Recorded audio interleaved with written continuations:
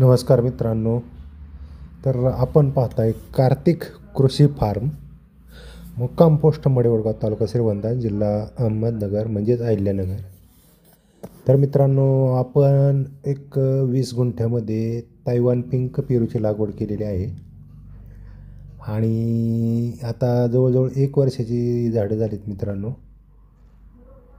तर आपण बहार धरला आहे आता हा पहिलाच, आणि एका झाडाला आपण 10 ते 15 च्या आसपास पेरू हा ठेवला आहे. बाकीच्या कळ्या बारीक तोडून टाकल्यात. काही माल आहे लिंबासारखा आहे काही, आणि फोम घालायचं काम चालू आहे मित्रांनो त्याला.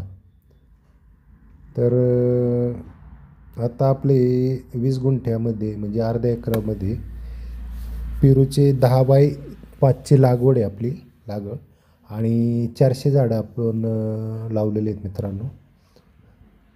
तर 2 वेळेस आपण पेरूमध्ये कांदा हे आंतर पीक घेतलेलं आहे आणि त्याचा आपल्याला फायदाही झाला मित्रांनो. तर फोम घालायचं काम सुरू आहे मित्रांनो, जवळजवळ आता संपत आलं आहे. आणि काही पेरू आपले हे आपण आज पेरू काढलेले आहेत, काही जवळजवळ एक 10 किलो पेरू निघलेत आपले. तर पेरूचं वजन आहे, एका पेरूचं वजन जवळजवळ 300, 400, 450, 500 ग्रॅमपर्यंत पेरू निघलेले आहेत.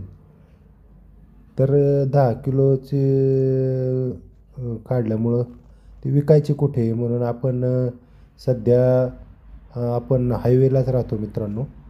म्हणजे नगर दौंड बारामती हायवेला आपण मडेवडगाव या ठिकाणी राहतो, आणि रोड टच राहत असल्यामुळं आपण हायवेला टॉल लावला आहे, आणि ते 10 किलो पेरू आपण ठेवले तिथं विक्रीला. कारण एवढे म्हणजे कमी पेरू कुठं घेऊन जायचं बुवा, तर आपण जाता येताना रस्त्याने घेऊन जातील लोक म्हणून ठेवले ते आपण.